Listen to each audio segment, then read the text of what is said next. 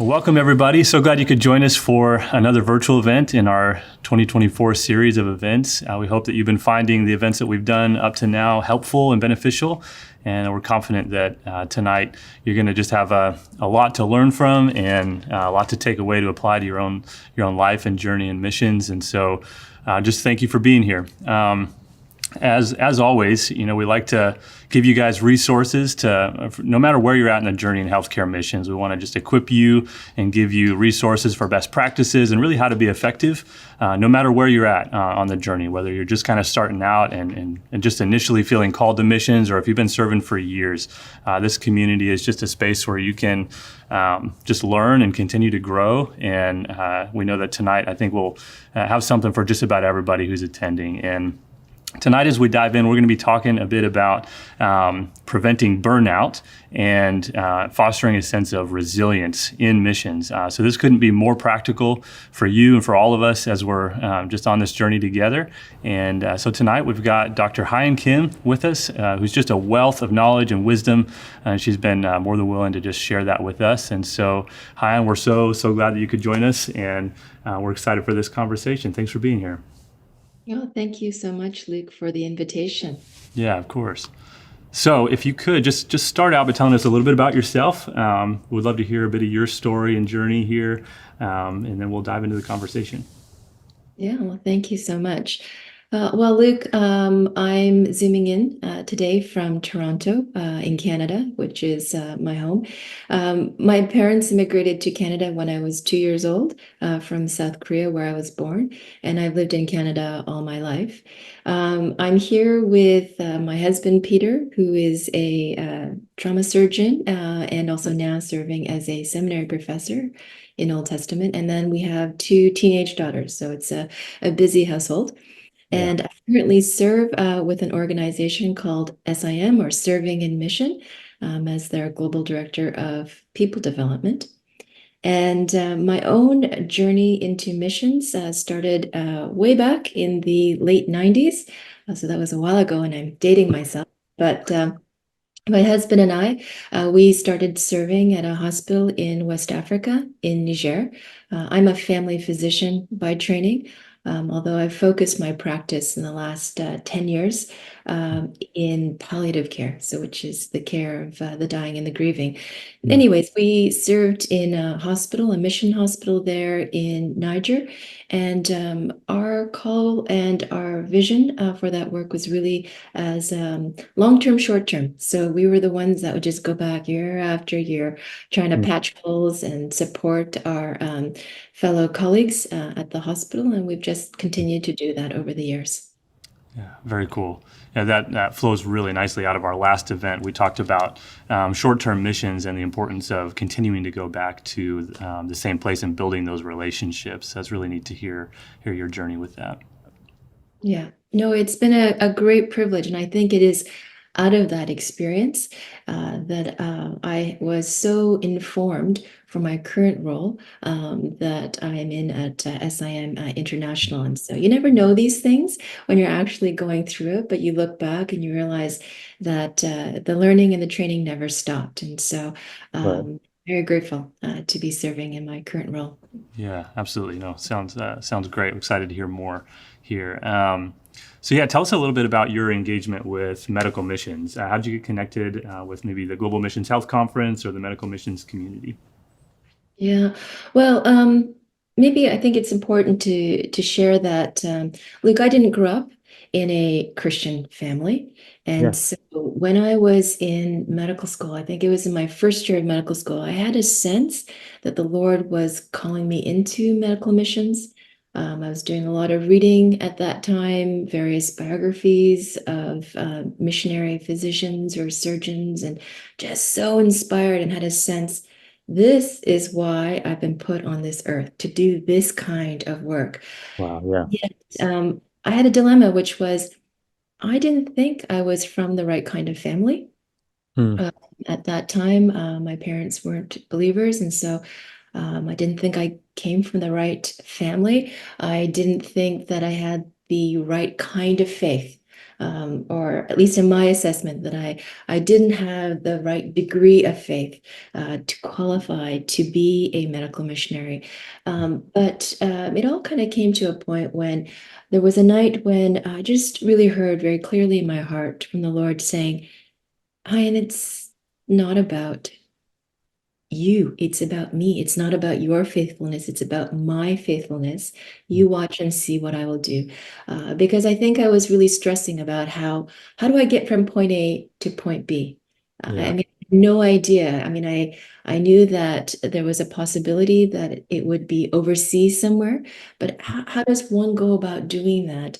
And so that reassurance from the Lord that if He calls, He's the one that is faithful to bring it to pass. And that's what I've been holding on to all these years. And He has certainly made good on that promise that it's about Him and it's Hmm. about His faithfulness. About his faithfulness. Yeah. Yeah, so cool to hear your own journey with that. So many people here in attendance and really in the medical missions community are in a similar place of hearing that call or getting that sense that this is why, like you said, this is why I've been placed on this earth. This is my mission, my purpose. And but then struggling with and grappling with that. How do I get from point A to point B?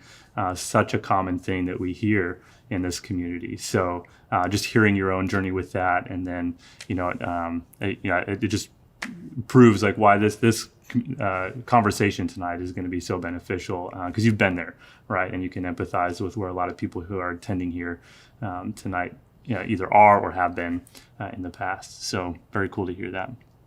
For sure. And the Lord is always so gentle, Luke. That's what I have discovered is that when He calls, and at least from my perspective back then, as I say, I didn't know how one goes from point A to point B, but He does put that next initial step before you, and it's just about taking those little steps, and then Right. He does the rest. But I mean, if it was just up to me, I wouldn't be where I am today. There's absolutely no way. And I think I probably, after that first trip that I did, I never would have gone back. But Yeah. it really is the Lord's faithfulness. It's like He's like making a cake and He sort of like gently folds you in little by little. He's just folding you in. And so Yeah. I'm so grateful for the way in which that has all played out. Yeah. Well, we can all resonate with that. Just the Lord's faithfulness, and there's no way any of us would be here if it wasn't for Him showing up. And I love that picture of just gently folding us in. There's a confidence that comes with that, which I assume is going to have a lot to do with our conversation on resilience and leaning into His faithfulness there. So yeah, you mentioned working with SIM. Can you tell us a little bit about what SIM is and what your role is there? Yeah, SIM, Serving in Mission, is an international or global organization. We are made up of entities from so many different parts of the world. But the purpose of SIM is really to make Christ known in communities where He is least known. It's about being convinced that no one should live and die without ever hearing the good news of Jesus. And Mm. we find ways to cross those barriers, whatever those barriers may be, in order to make disciples in those places where Christ is least known. That's the big why of the organization. And I have been part of SIM in one way or another for the last 25 years, initially doing short-term work as a medical missionary with my husband in West Africa, and then later served as a board member with SIM Canada, and that was probably my first foray into a leadership role.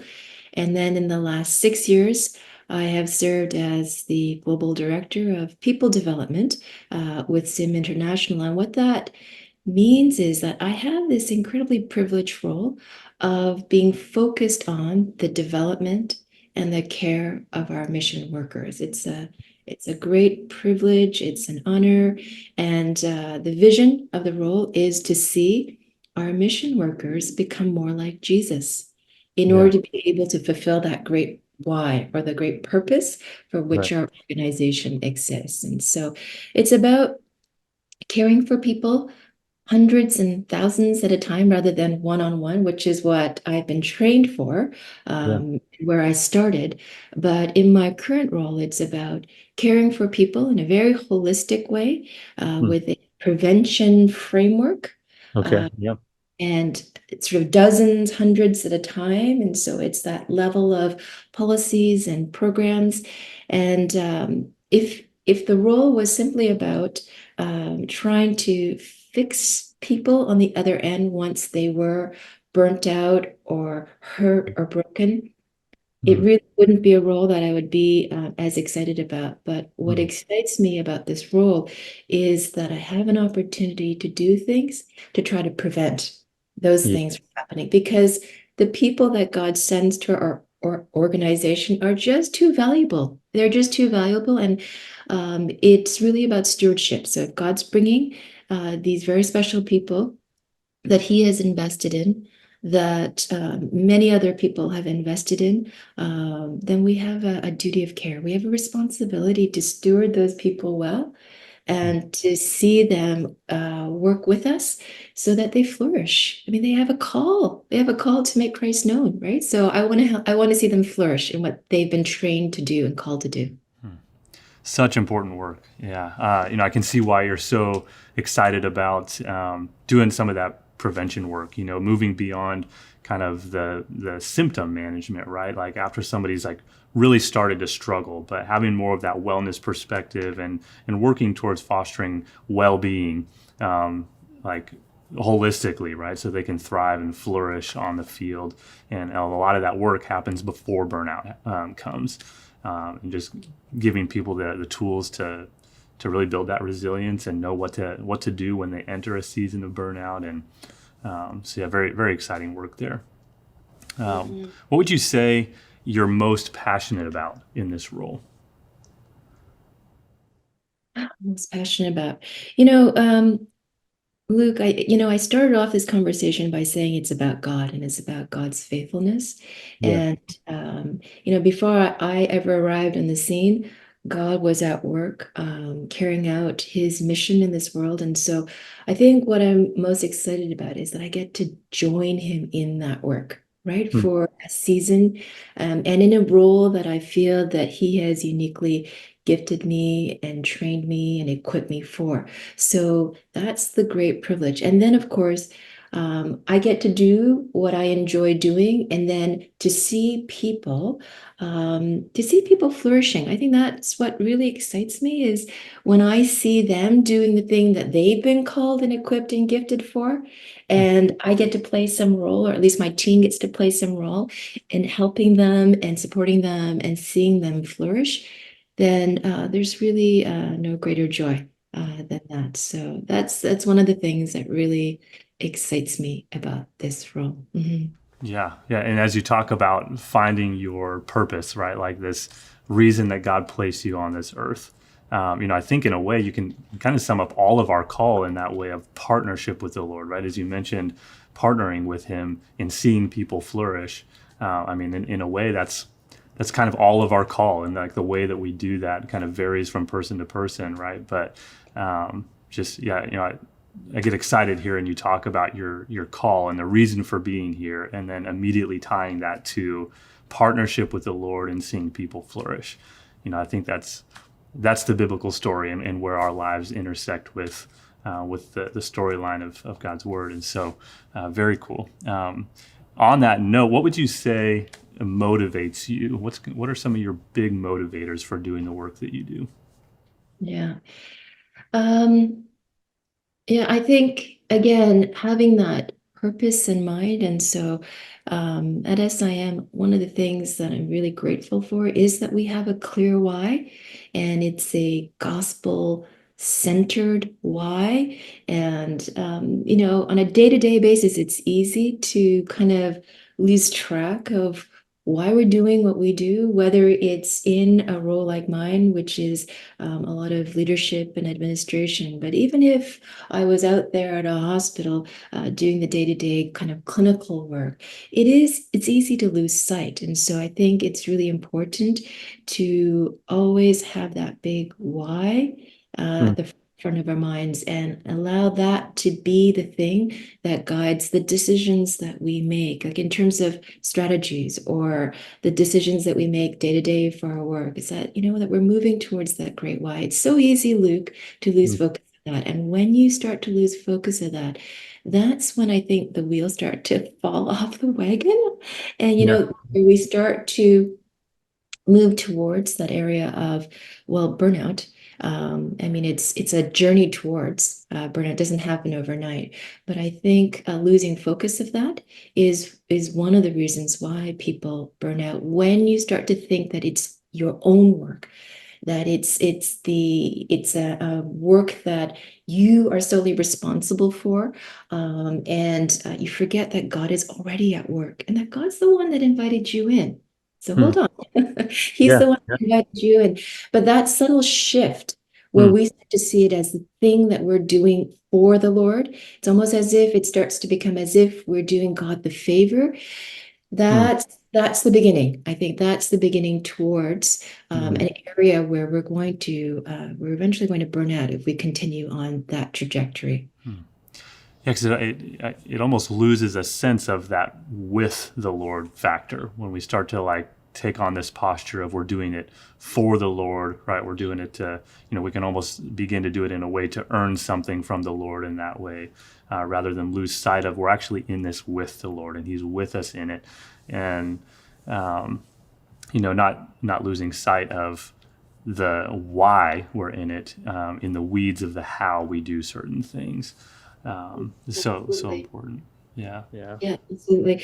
And because I've been doing this work for many years, you see patterns. And Luke, one of the things I had said at the beginning was that my husband and I had this kind of privileged role of being short-term, long-term. So we went back to the same hospital year after year after year. And one of the things that I think that we had the privilege of doing, where I think we brought some value, was a kitchen table ministry, Mm. where we could invite other workers or other medical workers to our home and just have conversations with them and hear their stories.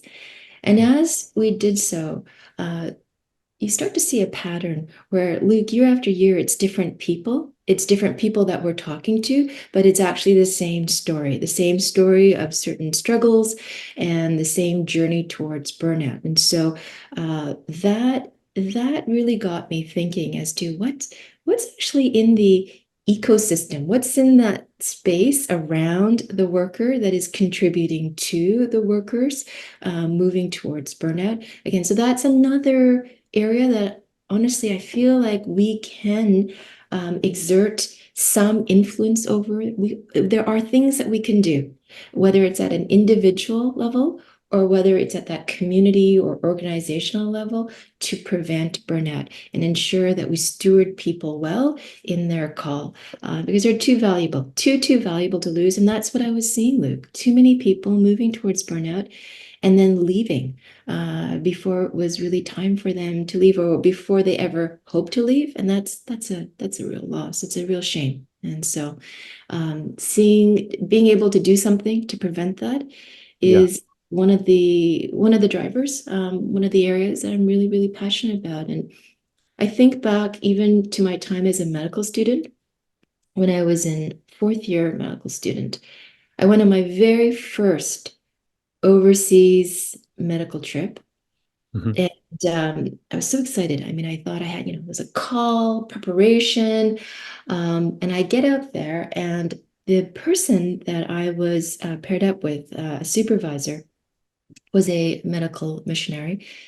And on the very first day on patient rounds, there was just something that was off. And she came in, she looked extremely tired, which, I mean, that's not uncommon in medicine, Right. but Yeah. bone tired, Luke, really tired. I just thought that's strange. And she came in, picked up the patient's chart, had her back to the patient, Hmm. and greet the patient. And at that point, went through the chart and just started getting really frustrated at all the nurses who were local nurses. So Yeah. she was a foreign doctor, but she was working with local nurses, and she really started to criticize those nurses openly. And I was shocked. Look, I mean, I was watching this as a student, and I didn't know I didn't know what to say. I mean, I was new, I was a student, so I didn't know what to say. But this went on for a few days to the point where I didn't know if I was going to be able to make it through this elective. And one of the local doctors came up to me and confided in me and said, I really wish these missionaries would just go home. Why are they here? I wish they would just go home. And Luke, I tell you, that stuck with me. I Yeah. never forgot that. And I didn't realize that that supervisor, I mean, at that time I was a medical student, so I didn't understand. But now looking back, I realized she was so burnt out, So so burnt out. burnt out. And I was extremely distressed because I could see that she was causing harm. So that's not what we Hmm. go out to do when Right. we sign up to be medical missionaries. Is we want to help people, but she was causing a great deal of harm to the nurses and to her colleagues, and that stuck with me, Luke. So what am I passionate about? I'm passionate about supporting people like her. She obviously had a call to Mhm. serve, but something wasn't happening. Mm. She either wasn't being supported in the right way or something within her that needed to be addressed. I am passionate about addressing that so that there aren't medical students around wondering, maybe I've made a mistake, maybe I've made a mistake with this medical mission thing, because that's where I was I wanted to go home and never do this thing again Yeah. with medical missions. But as I say, the Lord is faithful and enabled me to stick with it and persevere. Yeah. And how important too. We don't want people like you who are throwing in the towel too soon, right? When they reach a season of burnout like that, and then just want to give up on the Right. whole call altogether. So the work that you're doing is just incredibly important. And for a person like this story that you just shared, she didn't set out ever expecting to reach a season like that where she's actually doing harm, right? Where she's, getting frustrated with nurses and kind of forgetting that why, right?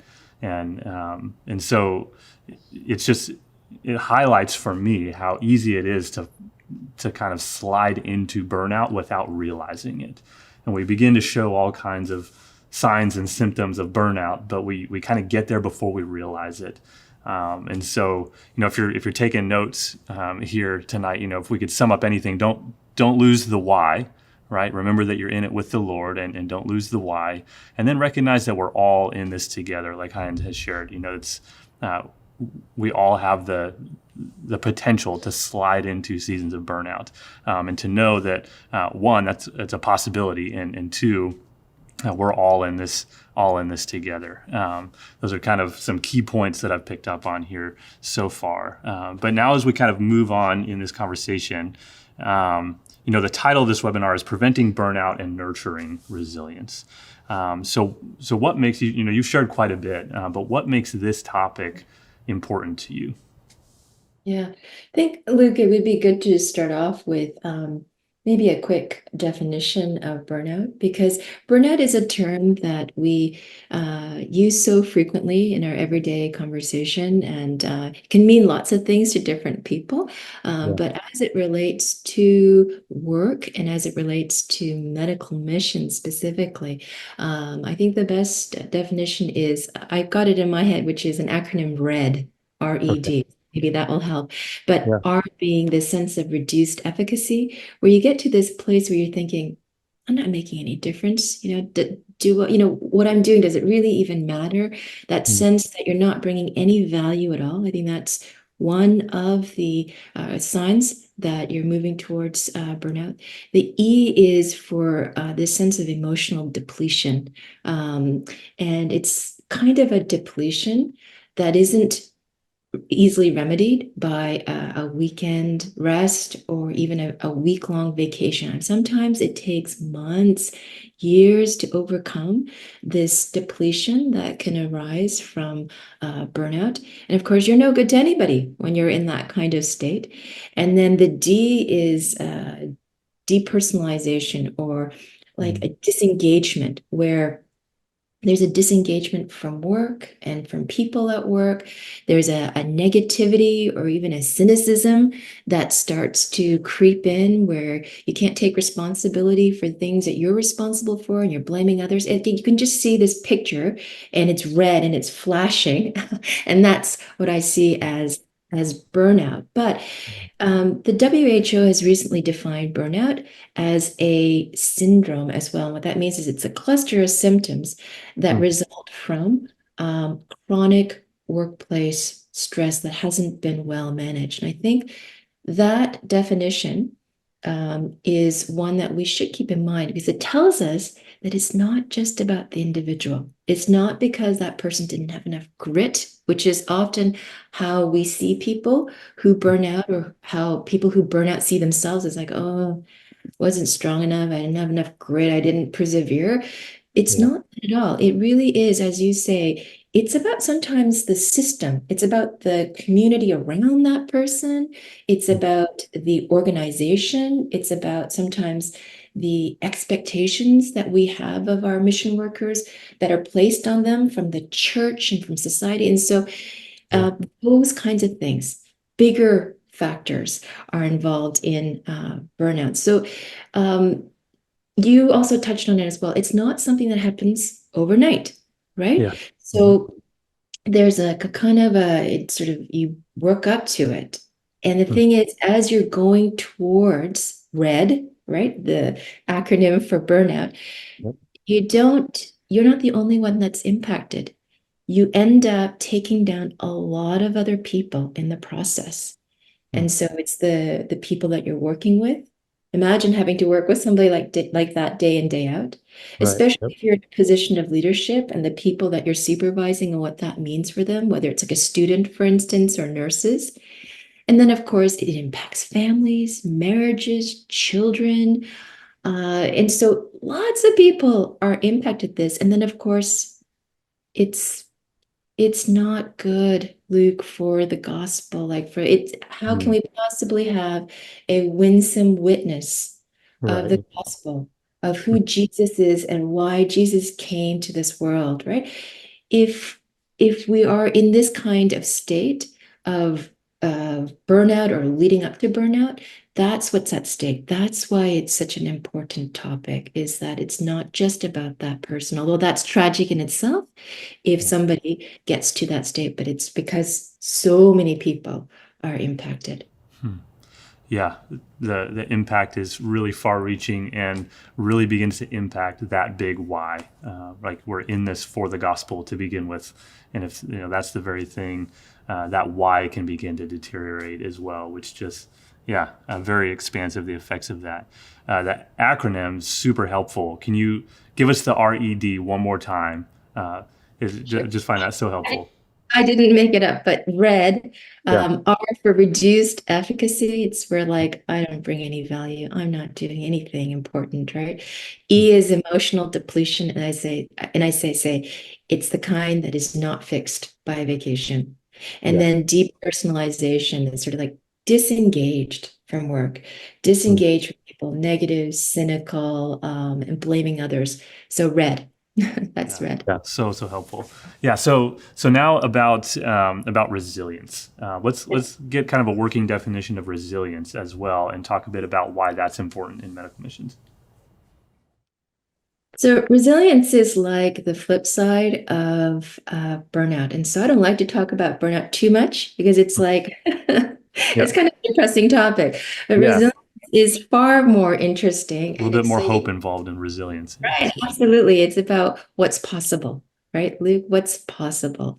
And we can look at all the problems, but when we start asking ourselves, okay, there's a lot of challenges, but what's possible? And resilience is possible.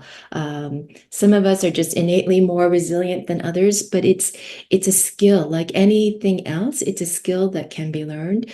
And I think, again, if I'll start with a definition, just so that we're all on the same page about at least how I approach it. I heard this definition from Dr. Chris Jenkins of CMDA years ago on a webinar. And he described resilience in this way. It's about overcoming and bouncing back from adversity, stronger, wiser, and more confident in God. Stronger, wiser, and more confident in God.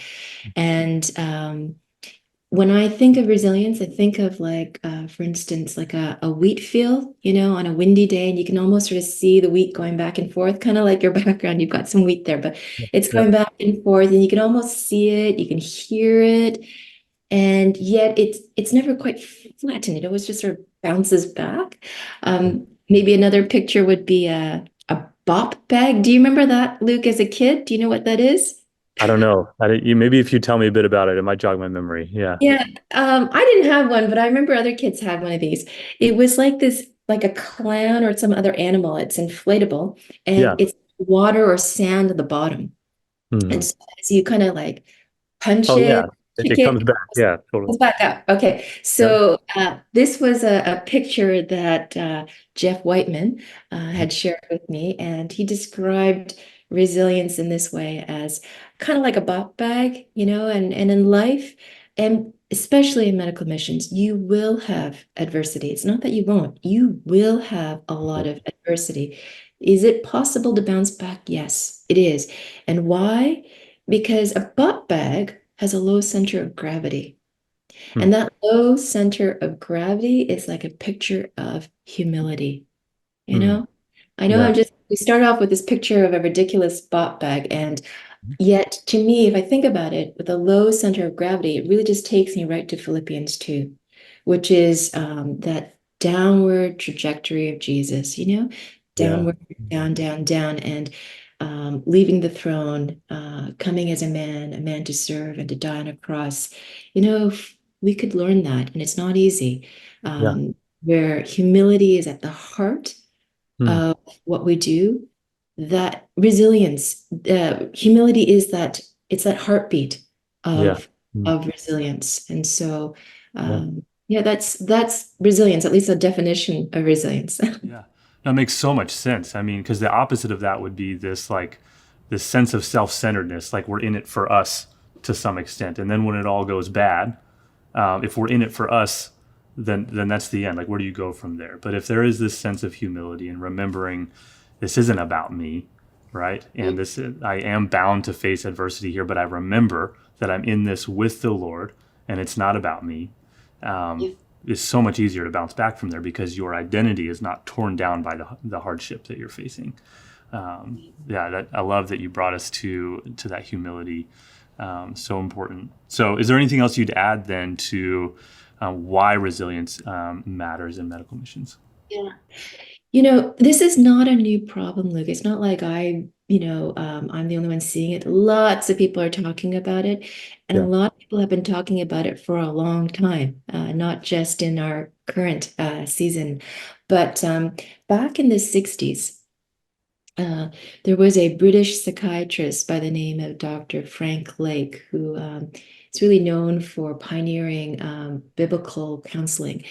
I mean, Mm. he made the observation that there were people that were called, well equipped, and supported going off to serve overseas as missionaries.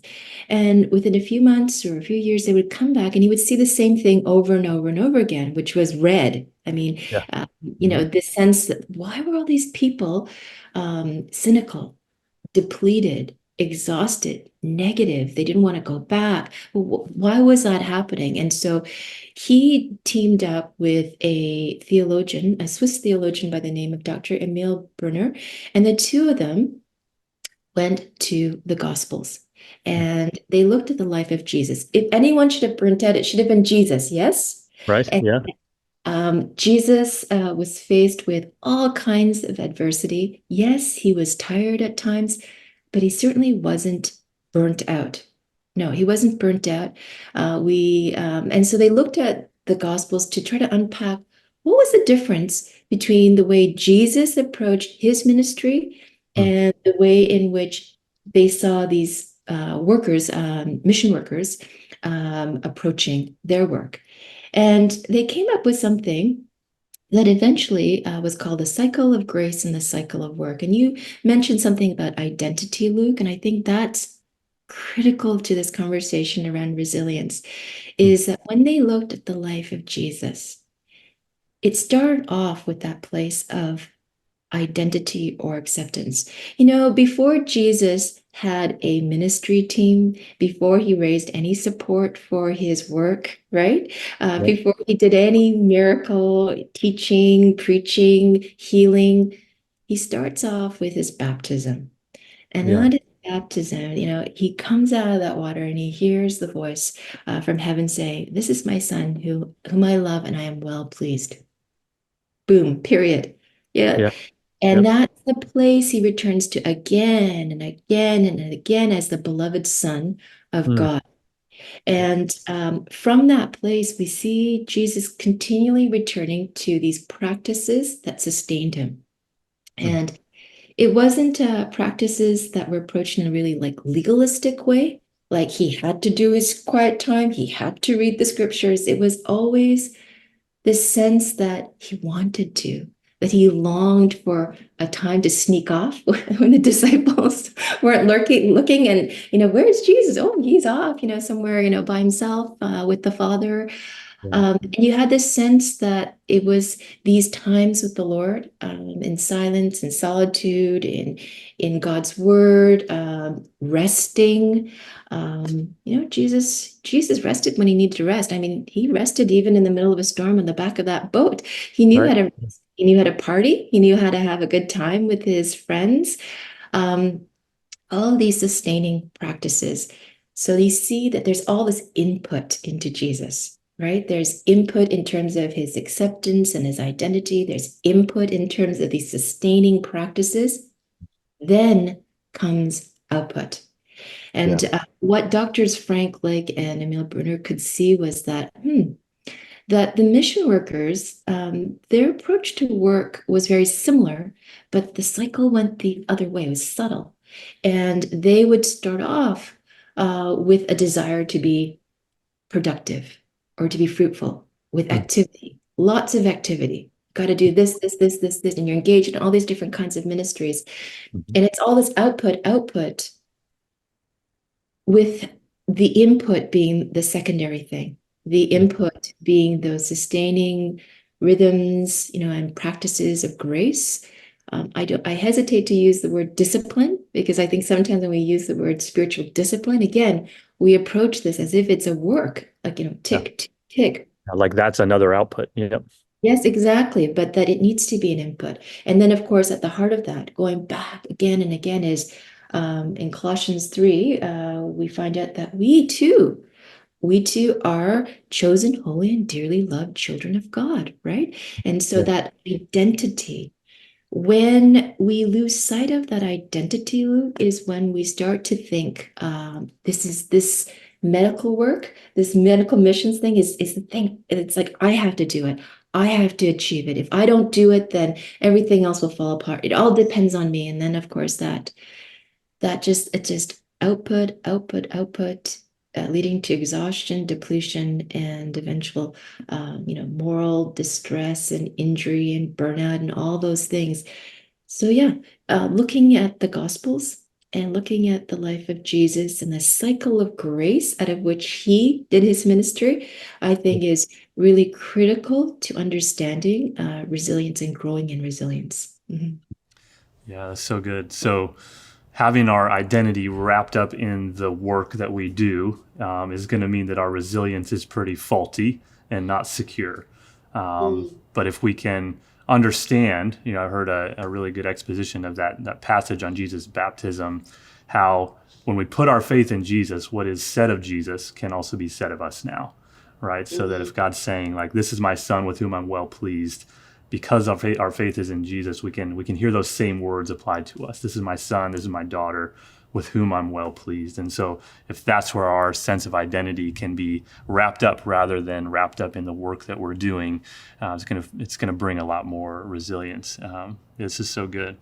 In Luke 4:23, Jesus quotes a familiar saying from his time: "Physician, heal thyself."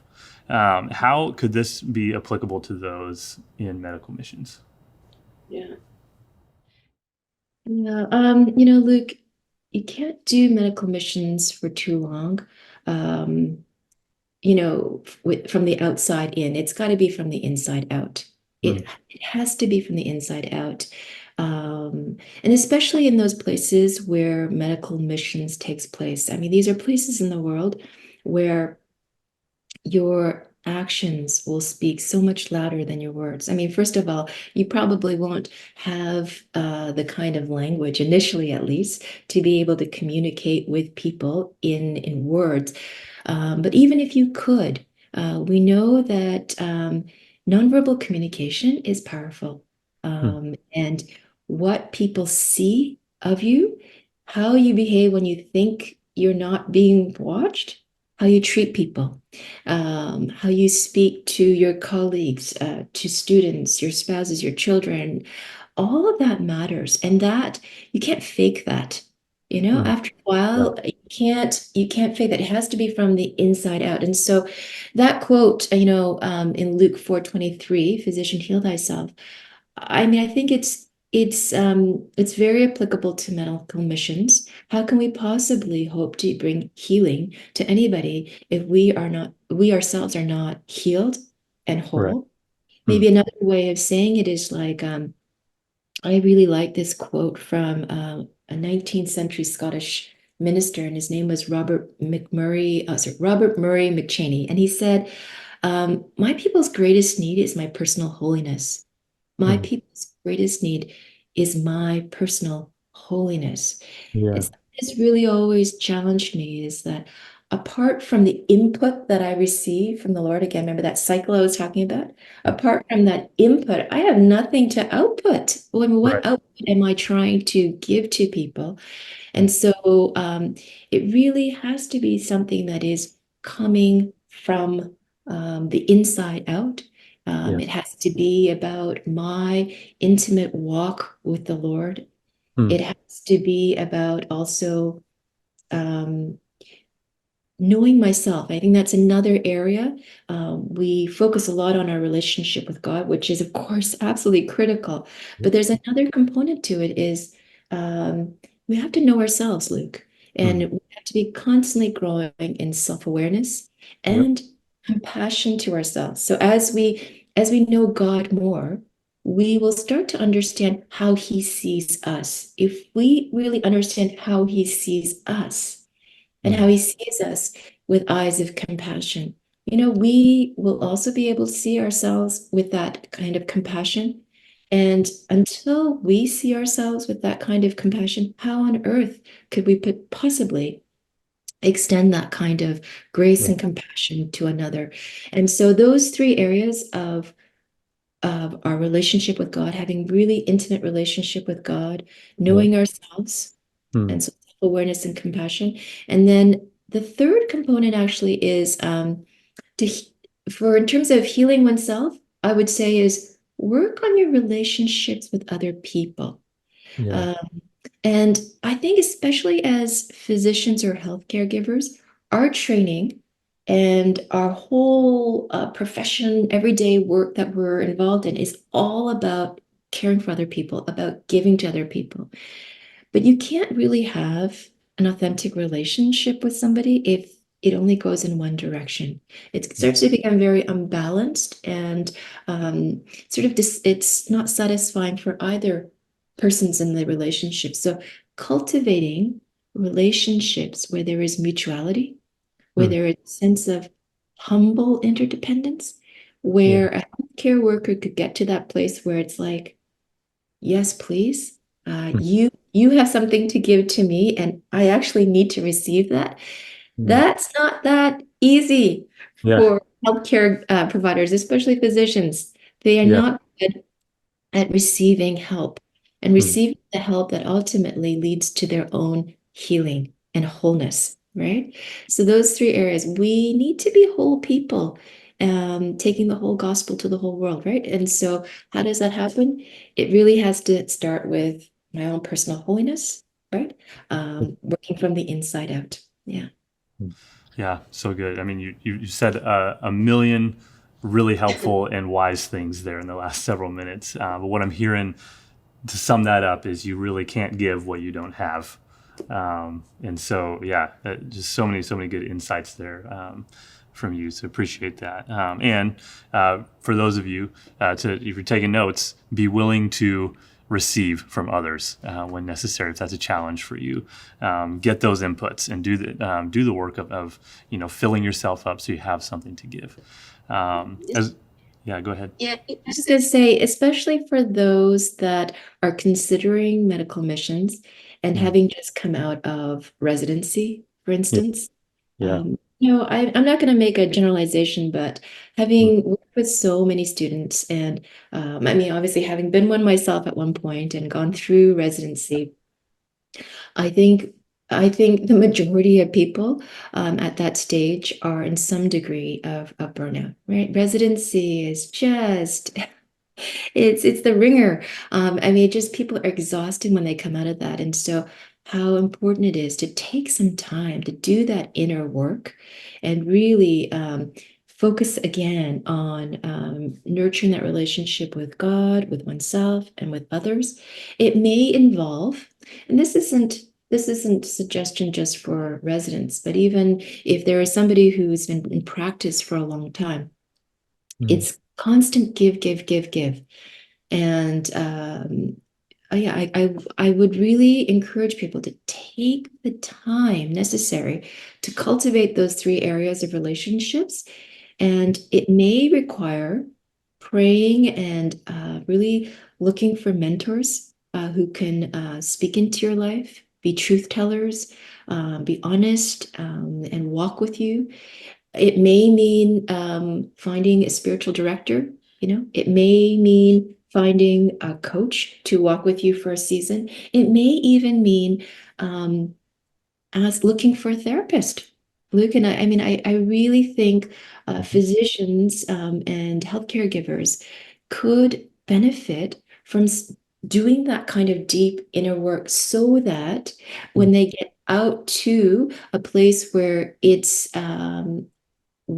language and culture is different, where your colleagues are coming from different places in the world, and nothing is done the way that you've been trained. I mean, in terms of the stress level, it just Mm. gets ratcheted up tenfold, 20-fold, to be that place where you are prepared. And you're resilient, and you can do that by doing that kind of deep inner work and working with people, receiving. It's not easy. It's like physicians, in particular, are like all about referring people on to others like mentors and coaches and therapists, but they may not be one to ever have thought, maybe I need one too. And Right. I would encourage people to think about that inner work. Yeah, so good. Yeah, again, just very very wise and insightful there. I know we're kind of wrapping up on time here, but I would love if you could just take a few minutes here and give us some practical ways for preventing burnout, nurturing resilience. Anything there that you'd love to share with the audience? Yeah, I talked about those three relationships, Luke, and again, I didn't come up with that. That was from a recent study that I've really appreciated called the Resilient Global Workers Study that Mm. was led by Jeff and Chris Whiteman and their colleagues. And they surveyed over 900 participants, very diverse in their Mm. background. And when they did that study and they looked at the people that were the most resilient, like why were these people so resilient and able to do their work? Okay. Yeah. Found that they were people who had those three relationships and were growing in those three relationships. I would say to those that are listening, focus on growing intimacy with God, focus on, again, that self-awareness and compassion for self, and Mm. focus on those authentic and empathic relationship with other people. But on a practical level, what would that look like? I would say, again, these gentle rhythms of sustaining spiritual practices, prayer, Mm, meditating on God's word, practicing silence, solitude, fellowship. I mean, a lot of relationships for those just coming out of training, or those that have been in a busy practices, fellowship and relationships have been strained. Work on those relationships mm, and then take rest seriously. mm, Sabbath rest very seriously. I'm really surprised sometimes when I talk to people in leadership and those in healthcare who don't, for who see Sabbath as something for others, but don't necessarily see it as something for themselves. Don't mm, approach it in a legalistic way, but do take it seriously. And this is something I'm still learning myself. So I'm not just talking to people out there. I'm talking to myself because we've been on a hamster wheel for so long, and it's almost like we don't know how to rest. And so it's a skill like anything else. You have to learn how to rest and do it well. And then I would also say cultivating this sort of a heart that is open to learning. Now, I'm not talking about learning just medical skills. I mean, that is important, mhm. uh, but most of my medical colleagues know a lot. If you're especially coming from a Western setting, Mhm. you know a lot of medicine. You've been trained well. Yeah. What needs to take place is maybe some unlearning let me explain that. Some unlearning, as in, it's sort of an openness and a humility to Mm, say, I don't know what I don't know. Um, and so I would leave people with three prayers is to pray the prayer of blind Bartimaeus in Mark 10, which is, Lord, I want to see. Because we don't see a lot about other cultures. We don't see a lot about maybe interpersonal relationships. There's so much that we don't see, and we have to start by saying, I actually don't see. Okay, let's start there. So I prayed that prayer for myself, Luke. Lord, I yeah. don't see. I don't see what I don't see. So I pray that prayer. I pray the prayer of the blind man in Bethesda, in Mark 8. The one, it's a strange story, but Jesus spits in his eyes, right? Right. Yeah. After the first spit, he gets touched, and then Jesus says, what do you see? And he says, oh, I see trees. And sometimes we're like that.